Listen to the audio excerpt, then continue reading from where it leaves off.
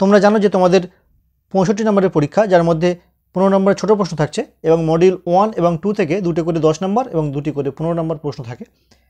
তো এই ব্যাপারে গুরুত্বপূর্ণ প্রশ্ন প্রথমে দেখে নাও। 15 নম্বরের গুরুত্বপূর্ণ প্রশ্ন মডিউল 1 এবং 2 থেকে।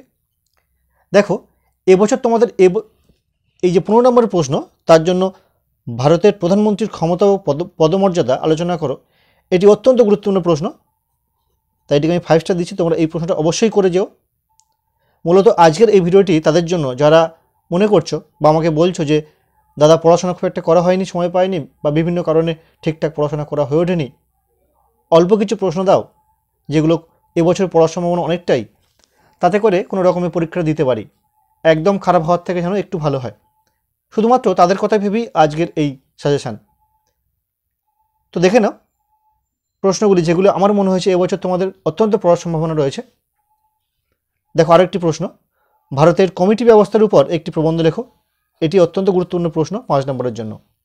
তোমরা এই প্রশ্ন দুটো অবশ্যই করে যেও 15 নম্বরের প্রশ্নের জন্য। আরও একটি প্রশ্ন দেখো, জোট রাজনীতি বলতে কী বোঝো? ভারতের জোট রাজনীতির বিকাশ ও ভবিষ্যৎ আলোচনা করো। এটি কিন্তু এবছরের জন্য অত্যন্ত গুরুত্বপূর্ণ প্রশ্ন, তাই এটিকে আমি 5 স্টার দিলাম। তুমি এই প্রশ্নটিও তোমরা অবশ্যই করে যেও।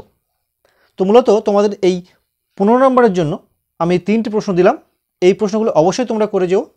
তবে আবারও বলছি, পরিশ্রমের কোনো বিকল্প হয় না, তোমাদের উচিত ছিল প্রথম থেকেই পড়াশোনা করা।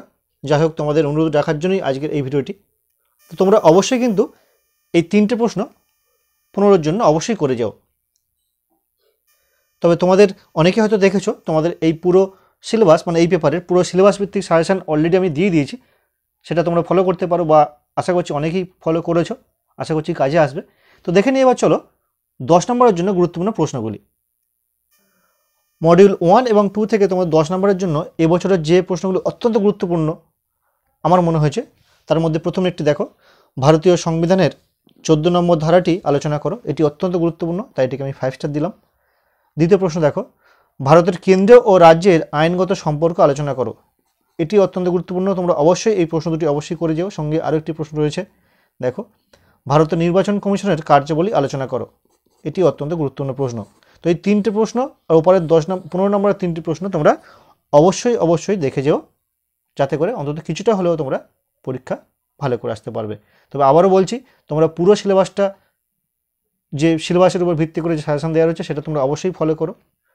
আর তোমরা যারা অনুরোধ করেছো যে অল্প কটা প্রশ্ন দেওয়ার জন্য, তার জন্য এই সাজেশনটি বা এই ভিডিওটি তোমাদের সাবধান করে বলছি, বা আবারও বলছি, তোমরা কিন্তু এই প্রশ্নগুলো করে গেলে কতটা কার্যকর হবে সেটা আমি বলতে পারছি না। তবে আমার মনে হয়েছে এই প্রশ্নগুলি তোমাদের এবছরের জন্য অত্যন্ত গুরুত্বপূর্ণ প্রশ্ন, তোমরা এগুলো অবশ্যই করে যাও। সঙ্গে পারলে আরও কিছু প্রশ্ন করে যাও, যেগুলো আমি সাজেশনে অলরেডি আপলোড করেছি বা বলে দিয়েছি।